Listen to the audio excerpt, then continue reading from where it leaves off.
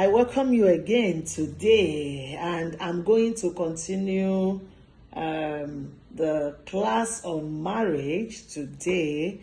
And I want to look at marriage is a privilege. Marriage is a privilege. And let me start by saying, whoever you marry or whoever you are married to, please make that decision to advance and not diminish your spouse. Let it be the panting of your heart that by reason of being married to me, your life will advance and not diminish. Like I will always say, marriage is an ordained relationship. But in this teaching, I'm also saying that marriage is a privilege you have. The privilege to love, honor, and invest in another person, man to woman. Please, it is man to woman. That is how God has ordained it. Marriage is a privilege. What is a privilege? By privilege, I mean it is a special advantage or benefit that you have, which others may not have. There are more beautiful ladies out there, better behaved, wealthier men, yet love found you, or you found love. Some prayed better than you, and still no one found or accepted their love.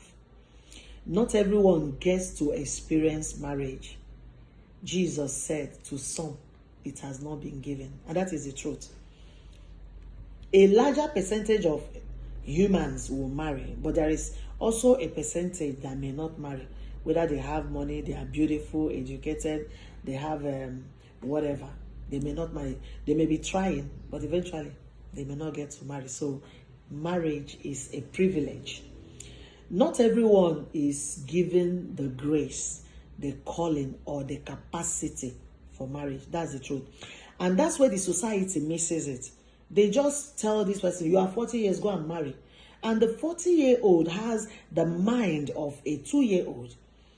He's erratic. He's not objective in anything. He doesn't want to be corrected. She doesn't want anybody to tell her what to do. And society, their family, everybody's saying, go and marry, go and marry, go and marry. Whether she's emotionally stable or balanced or not, go and marry.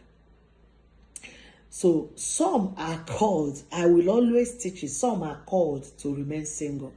Jesus mentions eunuchs. Some are called to remain single for one reason or the other. Sometimes for the sake of the kingdom, they remain single. Yeah.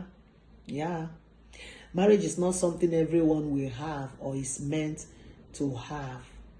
It requires maturity, responsibility, and a calling that God gives. Marriage is a calling, and some have not been called. So marriage is a special opportunity or honor. So it's a privilege to be married. And when you consider something a privilege, then you guard it, you honor it, you invest in it, you nurture it.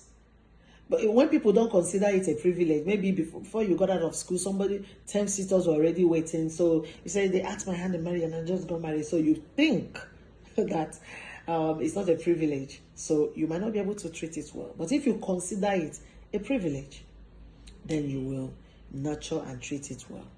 God ordained marriage to be between a man and a woman. No matter what the world comes to or comes up with, that is God's standard. Marriage is between a man and a woman. Since marriage is a privilege, when you are given that privilege, use it wisely. You should aim at becoming a plus to the life of your spouse and not a depreciating factor. Not a depreciating factor.